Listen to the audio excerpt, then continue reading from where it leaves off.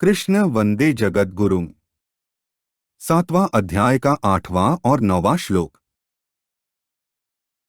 7वां अध्याय का 8वां श्लोक। रसोहम प्सु कौन्तेय प्रभास्मि शशिसूर्ययोः। प्रणवः सर्ववेदेषु शब्दः खे पौरुषं नृषु। ऊपर कहे गए श्लोकों का अर्थ है।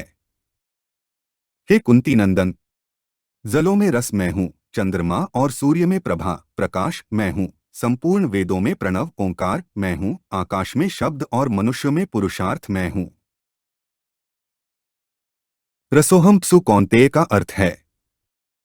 हे कुंती नंदन, जलों में मैं रस हूँ। जल रस्तन मात्रा से पैदा होता है, रस्तन मात्रा में रहता है और रस्तन मात्रा में ही लीन होता है। जल में से अगर रस निकाल दिया जाए तो जल तत्व कुछ नहीं रहेगा, अतः रस ही जल रूप से है। वह रस मैं हूं।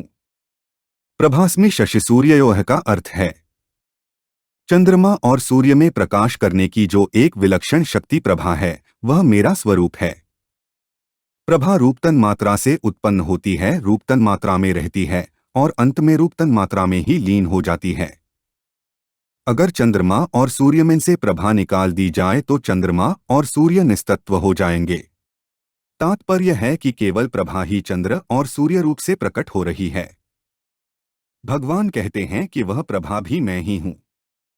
प्रणव सर्ववेदेषु का अर्थ है संपूर्ण वेदों में प्रणव ओंकार मेरा स्वरूप है।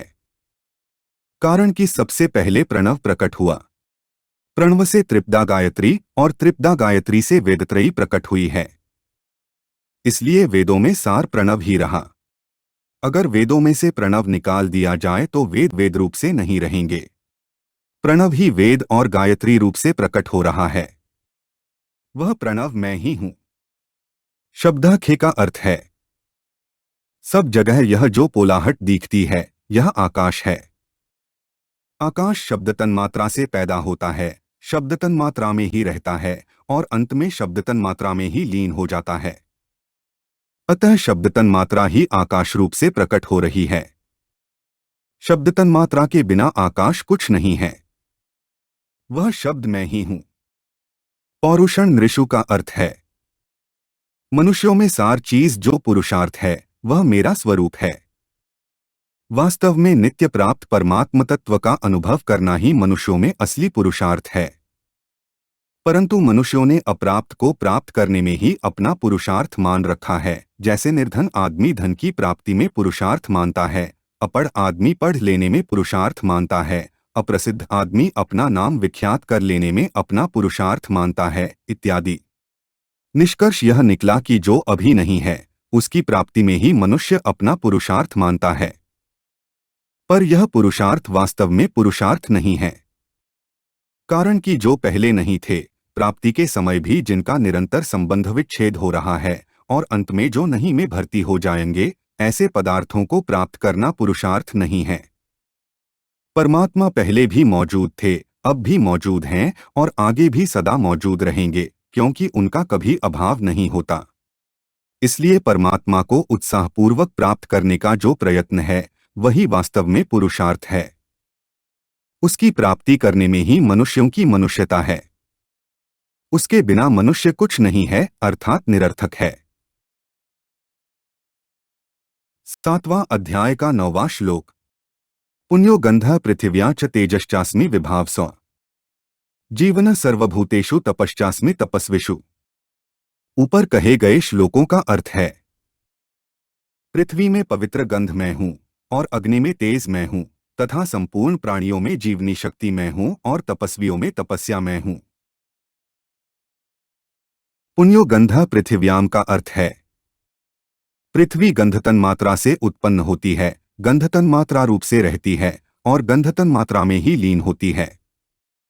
तात्पर्य है कि गंध के बिना पृथ्वी कुछ नहीं है। भगवान कहते हैं कि पृथ्वी में वह पवित्र गंध मैं हूँ। यहाँ गंध के साथ पुण्य विशेषण देने का तात्पर्य है कि गंध मात्र पृथ्वी में रहती है। उसमें पुण्य अर्थात पवित्र गंध तो पृथ्वी में स्वाभाविक रहती है, पर दुर्गंध किसी विकृति से प्रकट होती है। तेजश्चास्मि विभावसौ का अर्थ है तेज रूप तन्मात्रा से प्रकट होता है, उसी में रहता है और अंत में उसी में लीन हो जाता है। अग्नि में तेज ही तत्व है। तेज के बिना अग्नि निस्तत्व है, कुछ नहीं है। वह तेज मैं ही हूं।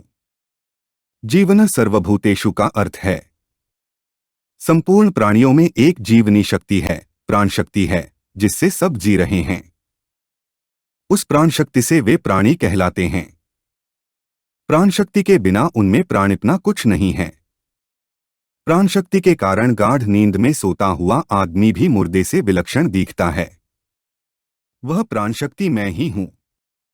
तपश्चास में तपस्विषु का अर्थ है द्वंद्व सहिष्णुता को तप कहते हैं। परंतु वास्तव में परमात्म तत्व की प्राप्ति के लिए कितने ही कष्ट आएं, उनमें निर्विकार रहना ही असली तप है।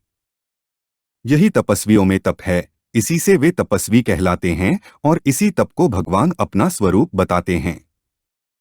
अगर तपस्वियों में से ऐसा तप निकाल दिया जाए तो वे तपस्वी नहीं रहेंगे।